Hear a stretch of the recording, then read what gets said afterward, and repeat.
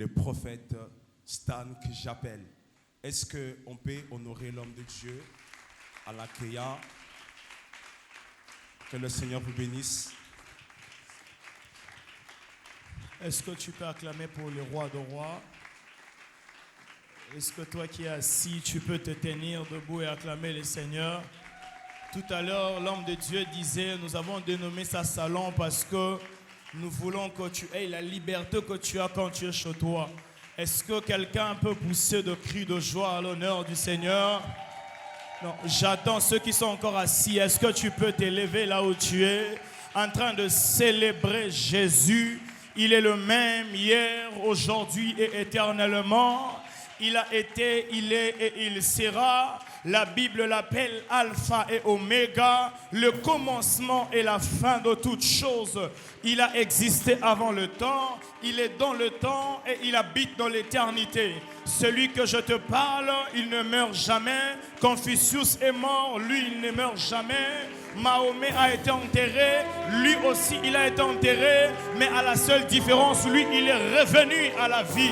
Celui dont je te parle, il ne s'appelle pas Kimbangu, je crois qu'il est un grand prophète, mais il est mort et enterré. Celui dont je te parle, les hommes ont dit de lui c'est un Belzéboul, les uns ont dit de lui c'est un fils de charpentier, et lui-même lorsqu'il est venu, il dit oui, je suis le chemin, la vérité et la vie. Parce que nul ne peut venir au Père sans passer par moi. Il est le pont intermédiaire entre nous et Dieu. C'est lui qui est notre nécropole. Il existe entre ciel et terre afin d'être le canal qui nous amène vers Dieu. Est-ce que quelqu'un peut célébrer l'homme de Galilée, le géant homme, l'homme des 33 ans, cet homme Dieu? Aïe. Dieu de grâce, Dieu des esprits de prophètes, Dieu des apôtres, Dieu de Père qui marche avec le Fils. Glorifie ton nom en ces lieux. Glorifie ton nom en ces lieux.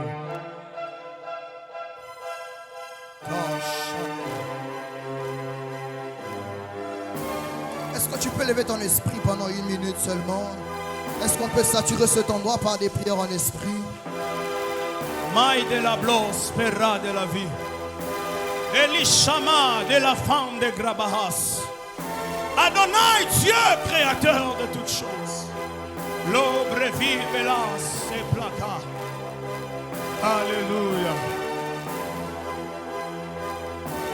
À toi l'honneur. Au nom de Jésus-Christ. Amen. Nous allons lire nos textes avant de faire toute autre chose. 2 Rois chapitre 4.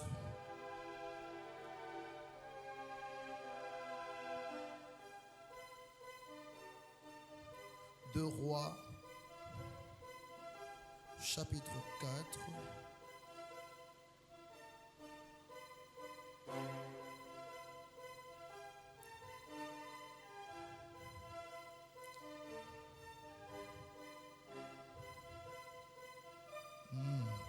Est-ce que quelqu'un sent la présence de Dieu qui est en ces lieux?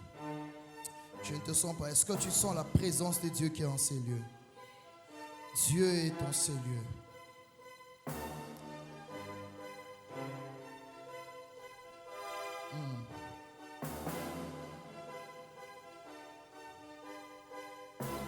Elias, sors des gars.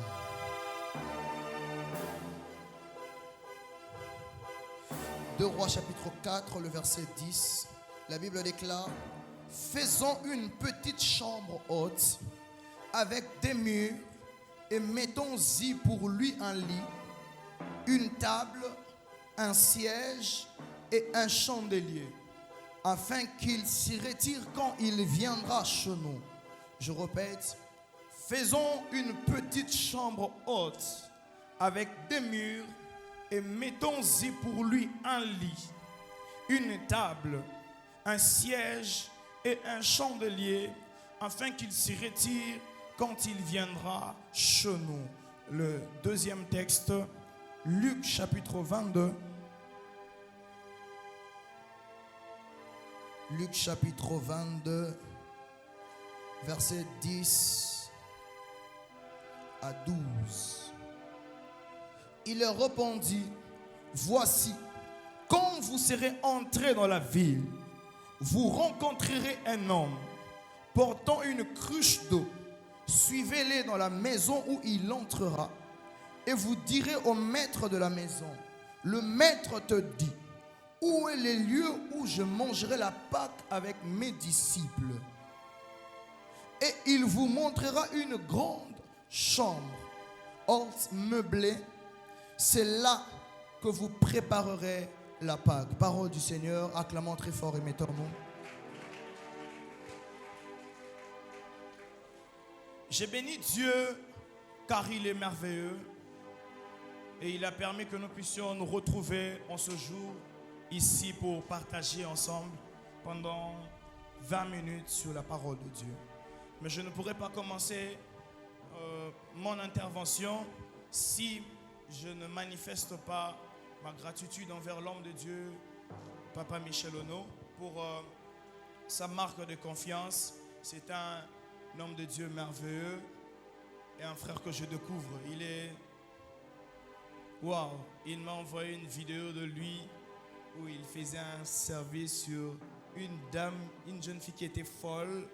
Et après, j'ai vu des témoignages, les types de grâces qui sont rares, les grâces authentiques qui disparaissent de plus en plus. Et quand Dieu nous en donne une, il faut donc célébrer. J'aimerais que nous puissions faire une chose. Est-ce que tu peux t'élever là où tu es? Acclamez très fort pour cette grâce que Dieu a donnée à l'Église. Acclame pour les voisins jusqu'à ce que ton tour arrive. On acclamera pour toi.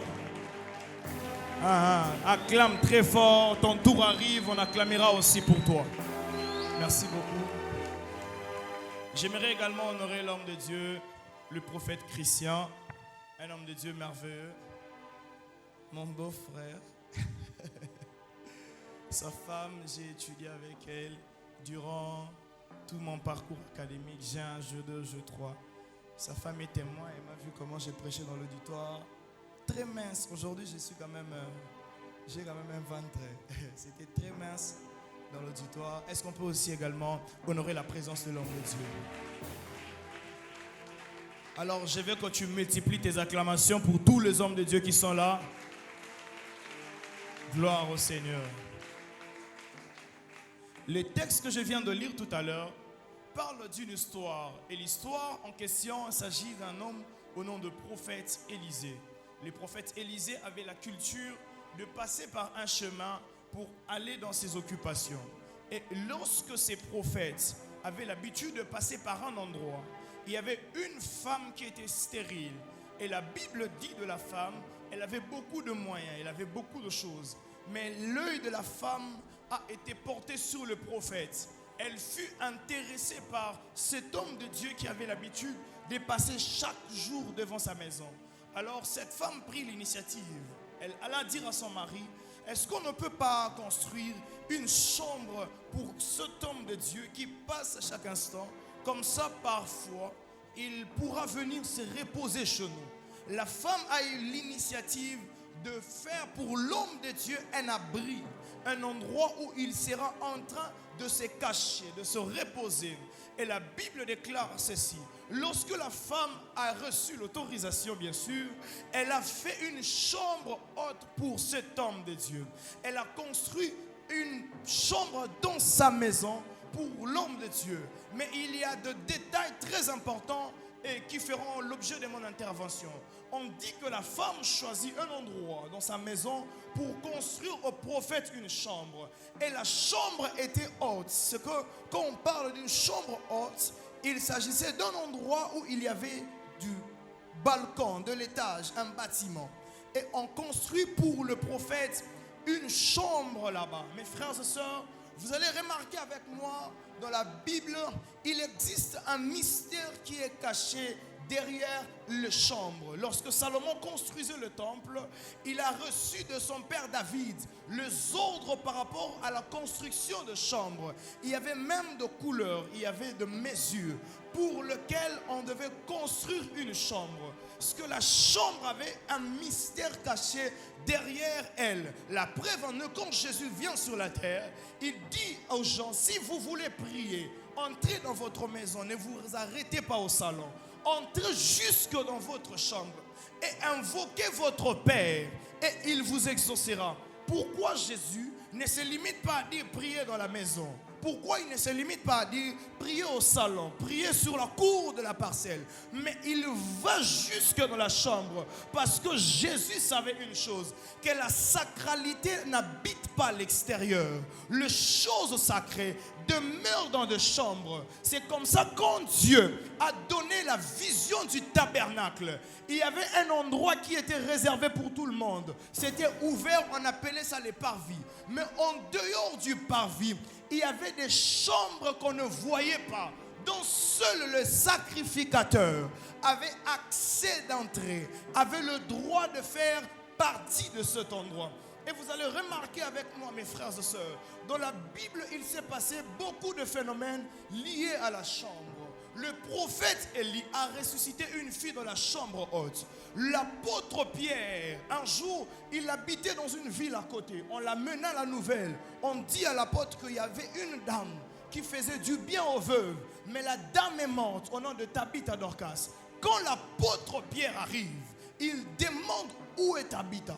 On l'amène Tabitha et on amène l'apôtre et le cadavre dans une chambre haute. Et là-bas, Tabitha a ressuscité. Pourquoi l'apôtre Pierre ou le prophète Élie ne priait pas pour le mort à l'extérieur? Il devait conduire ces êtres dans la chambre haute parce qu'il savait une chose, qu'il y a un mystère qui habite les chambres.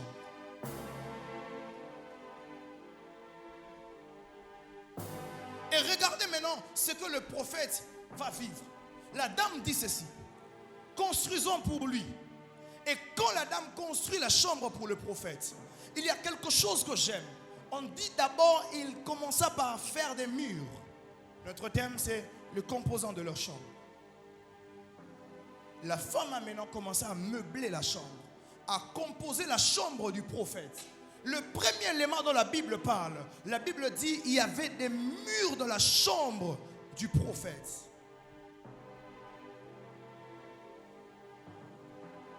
Et quand vous lisez dans la Bible avec moi, vous allez constater une chose. Dans le livre de Psaumes, dans le livre d'Amos, lorsqu'on parle du mur, on fait toujours allusion au palais. On dit quand il y a la paix sur les murs, il y a la bonté dans le palais. Pourquoi dans la Bible, on fait une liaison entre les murs et l'état du palais? Pourquoi dans la Bible, un homme comme Néhémie pouvait avoir la préoccupation majeure de rentrer dans sa ville, pas pour construire de nouveaux bâtiments, mais pour rebâtir les murs qui étaient détruits? Parce que Néhémie savait la valeur qu'a le mur de la ville d'Israël. Il savait la place et la position qu'occupait une mur en Israël. Et j'aimerais bien dire à quelqu'un, en Israël, quand on construisait le mur, c'est par le mur qu'on reconnaissait la beauté d'une ville.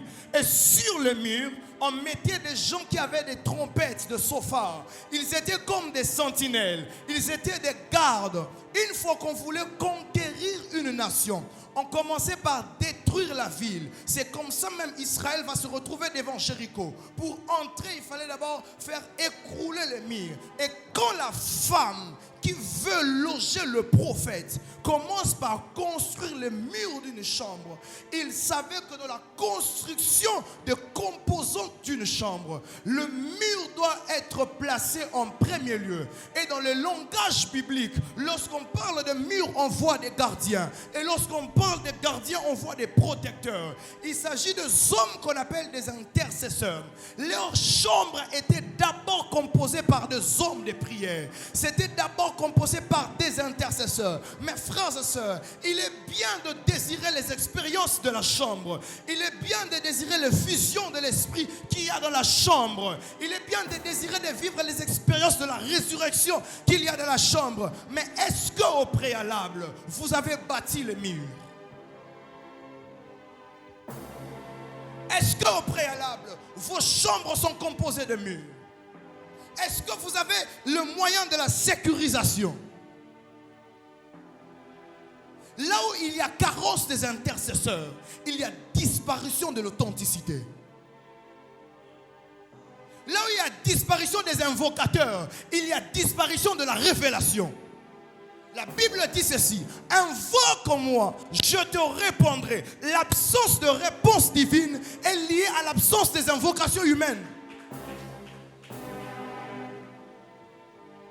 La première composition de votre chambre doivent être les murs. Vous voulez expérimenter la grâce, c'est une bonne chose. Vous voulez expérimenter la gloire, c'est une bonne chose. Vous voulez vivre la Pentecôte, good. Mais est-ce que dans votre chambre, il y a des murs? Regardez bien les textes en ralenti.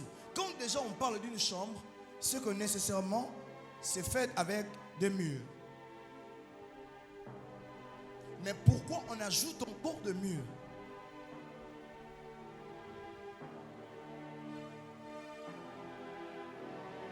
Est-ce que tu as des murs? Frères, sœurs, si ici, en cet endroit, dans ce salon d'adoration, nous nous mettons à invoquer Dieu, il va répondre. Tout ce que nous voulons manifester est lié à notre qualité de la vie de prière. Est-ce que nous avons de murs?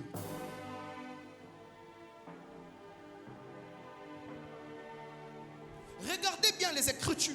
Même Jésus, lorsqu'il apparaît à Jean dans l'île de Patmos, il lui donne un détail par rapport à la nouvelle ville de Jérusalem. Il dit ceci: dans cette nouvelle ville, il y aura des murs. Et sur chaque mur, il y aura le nom des apôtres. Parce qu'il y aura 12 portiques. Pourquoi même Jésus parle de la nouvelle Jérusalem, fait mention à la présence de murs et aux mentions qu'il y aura sur le mur? Parce que les apôtres sont l'image du fondement de l'église, des enseignements de l'église. L'intercession qui construira la nouvelle Jérusalem est celle qui est basée non par les émotions, mais par la déclaration et la confession de sa parole.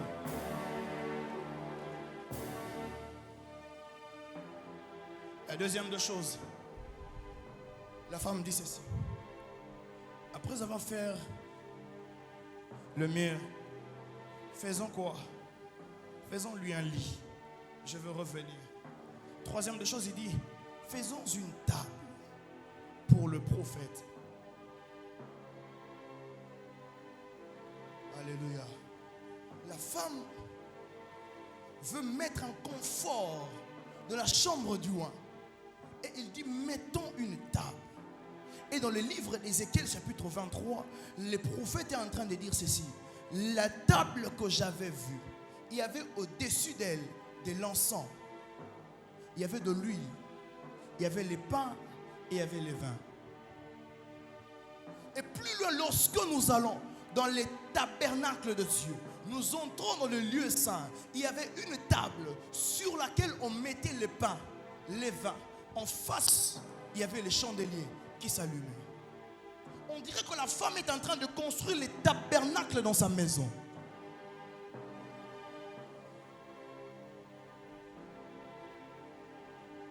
Et quand elle met la table de la chambre du prophète, la table devient un des composants de la chambre. Parce que la table est l'image de 4 fondements, est l'image de s'asseoir, l'image de la tranquillité, de la stabilité.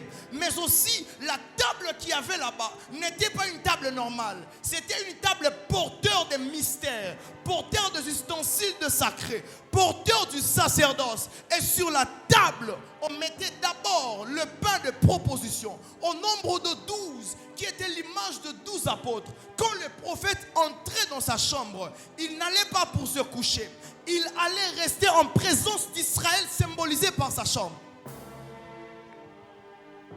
C'est comme ça qu'Élie sur lui pouvait porter toute une nation et délivrer ça entre les mains de prophètes. Parce que là où il dormait avec la représentation de la nation. Mais aussi, les pains sont l'image de la chair, Jésus, avant de partir, il dit, prenez ce pain. Non, il dit, prenez ceci, car c'est mon corps. Quand Jésus parle du pain comme son corps, et que vous retrouvez la table de la chambre, il parle du vin comme son sang, et vous retrouvez la table de la chambre, raison pour laquelle Jésus-Christ, avant de retourner vers le Père, il a dit aux disciples, mais nous devons célébrer la Pâque. Nous allons la faire où? Allez-y là-bas. Vous allez trouver un homme qui porte la cruche d'eau. Il va vous amener chez lui. Quand vous entrez là-bas, dites-lui de vous amener dans la chambre haute. Et vous allez préparer la Pâque là-bas. C'est dans la chambre haute où les apôtres ont mangé la Pâque. Que c'est dans le même endroit où ils ont reçu le Saint-Esprit. C'est dans la même chambre haute où ils ont consommé la dernière Pâque. C'est dans le même endroit qu'ils ont également reçu l'Esprit de Dieu. Mes frères et sœurs, il n'y a pas montée dans la spiritualité. Il n'y a pas manifestation de la gloire, de la puissance divine, si les hommes ne passent pas par l'œuvre de la croix. Si vous n'avez pas mangé la Pâque, vous ne pouvez pas avoir l'Esprit. Si vous n'avez pas mangé le corps avec bu le sang du Christ, vous ne pouvez pas avoir l'Esprit. Car l'Esprit ne descend pas de la chambre où on mange les gâteaux, les viandes. L'Esprit descend de la chambre où on mange le corps et on boit le sang. Là où l'œuvre de la croix n'est pas consommée, il n'y a pas explosion de la gloire. Nous voulons vivre ce que les apôtres avaient vécu. Mais est-ce que nous sommes prêts à prendre la coupe et à manger la chair? Et on continue pour dire, sur la table, il y avait de l'encens. Or, dans les temps anciens, quand on prenait l'encens symbolisait l'adoration. Parce que l'encens était une forme de parfum. Quand vous entrez dans le tabernacle prophète, dans le parvis, il y avait un autel, l'autel de l'Holocauste, qui faisait couler le sang. Qu'on tuait les animaux, il y avait aussi la cuve de rein. On s'est lavé les mains pour la purification. Mais quand vous entrez dans le lieu saint, là-bas, le sang ne tombait plus. Dans le parvis, le sang tombait. Mais dans le lieu saint, l'autel n'était plus l'autel de sang. L'autel était devenu l'autel de l'encens. Parce que dans le lieu saint, on n'offrait pas des animaux.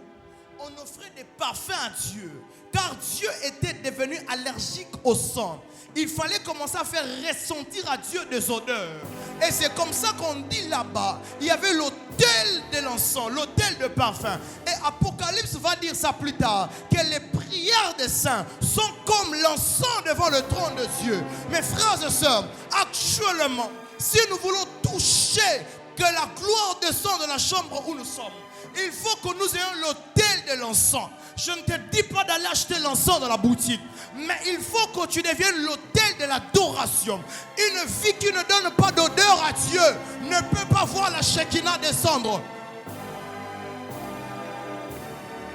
Une vie qui ne donne pas des odeurs à Dieu ne peut pas voir la gloire. Leur chambre était composée de l'adoration. Frère, il n'y a pas la descente de la gloire là où les gens ne savent pas comment adorer Dieu. Les frères de la gare. Il n'y a pas la descente de la gloire là où on ne sait pas comment on adore Dieu. Nos ancêtres n'avaient pas la Bible. Abraham n'avait pas la Bible. Mais ils savaient comment on adore Dieu. Parce que l'adoration, c'est loin des Écritures. La révélation de l'adoration est liée d'abord à la capacité de l'homme de monter en esprit, de se connecter à Dieu. Parce que l'adoration est la seule maternité qui donne à Dieu de nouvelles identités qui ne s'y trouvent pas dans les Écritures. Il n'y avait jamais un livre où on avait écrit Éternel et Jireh. Mais il y a eu une adoration qui a fait naître Jéhovah Jireh. Il n'y avait pas un livre où on avait écrit l'Éternel est ma bannière. Mais il y a eu un autel d'adoration. Quand un homme a offert, il a su que l'Éternel est sa bannière. Il n'y avait pas une ordonnance qui avait dit que je ne tuerai plus la terre. Mais il y a eu un autel après le déluge qui a fait changer à Dieu la décision. L'adoration est la seule maternité spirituelle qui amène de nouvelles révélations sur la terre. Là, c'est fille de Gaïa. Oh, bref. Et Jagandos Mikateva. La tous marable. Là où le peuple adore Dieu, mon frère, Dieu se sent obligé de descendre. Leur chambre était composée de l'adoration. Raison pour laquelle les hommes spirituels, quand vous allez assister dans leurs prières, très souvent, ils ne se plaignent pas dans la prière. Ils sont de grands adorateurs. Ils se mettent à beaucoup adorer Dieu. Parce qu'ils savent une chose, que dans l'adoration se cache un pouvoir. Tu n'as peut-être pas compris. On amène à Jésus dans une ville. Il passe. Et en passant, il y avait un aveugle au nom de Bartimée. Quand Bartimée entend parler, il demande c'est qui? On lui dit non, c'est Jésus. Il dit aïe, aujourd'hui, je veux voir. Mais bizarrement, un aveugle de naissance qui a entendu parler de Jésus, lui quand il appelle Jésus, il ne dit pas seulement Jésus, il dit fils de David. Qui a appris à Bartimée l'aveugle que le Jésus dont on parlait, c'était lui le fils de David. Parce que lui de naissance ne voit pas. Et Jésus, c'est la première fois qu'il arrive là-bas. Et quand il dit fils de David, aie pitié de moi, Jésus s'arrête. Parce que Bartimée venait de citer le nom d'une entité adorateur. Jésus lisait les psaumes. Il savait la valeur de David en Israël. Quand Jésus entend ça, il dit ça c'est le nom de quelqu'un quand il adorait les esprits sortaient. Donc si on m'identifie à lui, c'est que sûrement quelque chose doit arriver ici. Leur chambre était composée de l'encens. Frères et sœurs, élevons un peuple des adorateurs et non des plaignants. La gloire arrive là où on adore Dieu.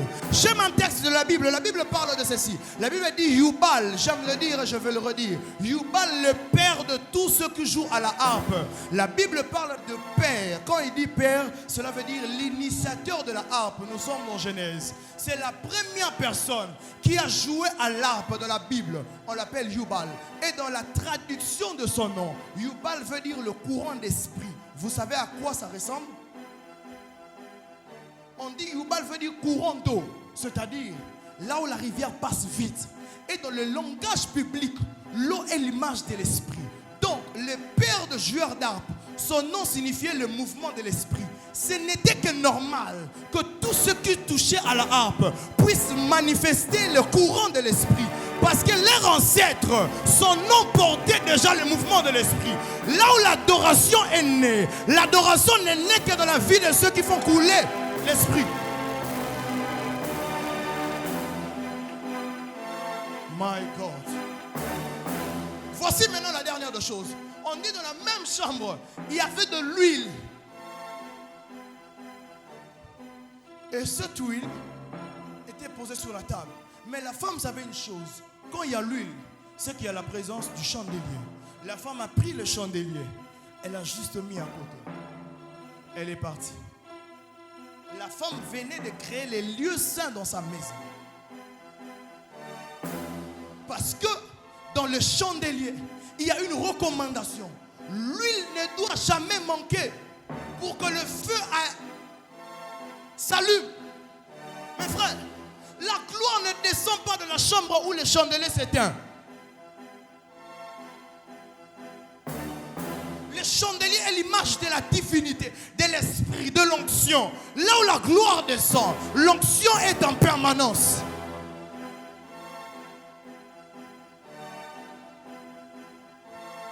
Raison pour laquelle, quand l'esprit descend de la chambre haute, papa, l'esprit ne vient pas sous forme d'eau.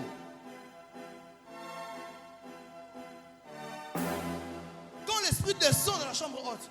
La Bible dit les langues semblables à des langues de feu. Est-ce que je peux révéler une chose? Le feu s'allumait sur les chandeliers, sur les calices des chandeliers. Le feu brûlait là. Et les calices étaient au nombre de 7, l'image de la perfection, l'image de la stabilité. Mais regardez une chose, quand l'esprit se pose sur eux, ce sont les apôtres qui deviennent les composants du chandelier. C'est qu'en ces jours, vous n'avez pas besoin d'un élément qu'on appelle chandelier seulement. Mais vous êtes la tige du chandelier qui s'allume. On doit voir sur votre... ça va. Est-ce que dans la salle, il y a quelqu'un qui s'appelle Kabea?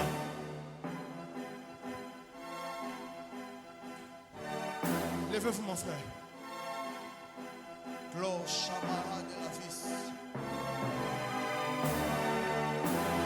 A-U-G-U-S-T-U-N. Augustin.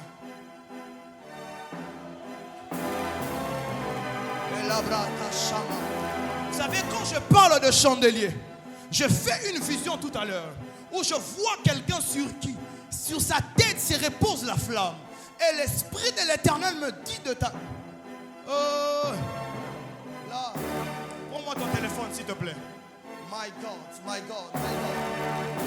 Je sens que le ciel s'est ouvert. Bientôt nous allons travailler avec le prophète Michel. Si tu es venu dans cette soirée et que tu sors de la même manière, c'est que tu es distrait. Il y a quelque chose qui se passe. Prends-moi ça, 082. Braquer la vie de la masse. 050. Et tout gémirable de visa. 49 50, c'est ton numéro de téléphone. Tu composes ton propre numéro. 082 050 49 50. C'est un numéro faux, d'accord?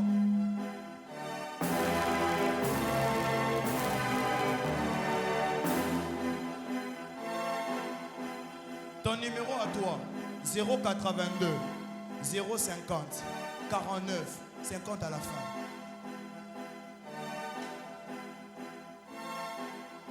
C'est ce que je dis au début, 82 050 60 à la fin. Quand vous entrez sur votre WhatsApp,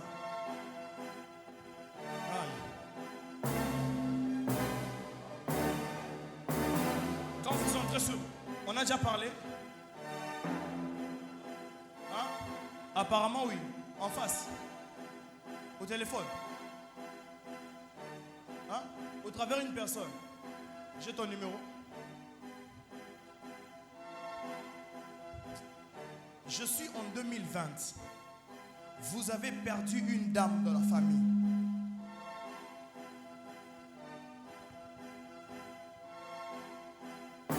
Mbombo. Davina.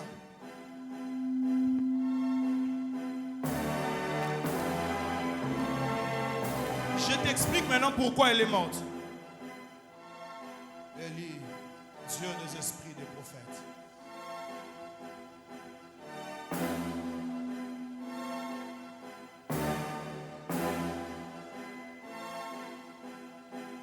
Pendant que je te parle, je vois la même cercueil qui a pris Davina Mbombo venir en train de vouloir chercher deux personnes. Mais je vois, on superpose les deux personnes dans le même cercueil. Je comprends que ces personnes doivent être des jumelles. Chantal et Rebecca.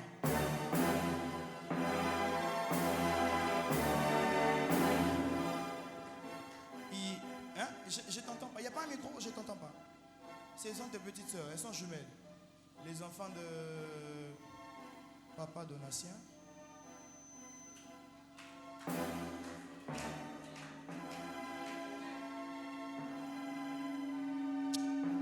J'annule tout esprit de la mort qui cherche toi et tes membres de la famille. J'annule l'esprit de mort qui veut déranger ta vie et ta famille. Quand vous allez maintenant dans votre WhatsApp, vous avez mis sur votre profil une photo de vous et d'une maman. C'est qui la dame que je vois? C'est votre mère. Elle est derrière toi, toi tu es devant. Vous avez fait selfie comme ça.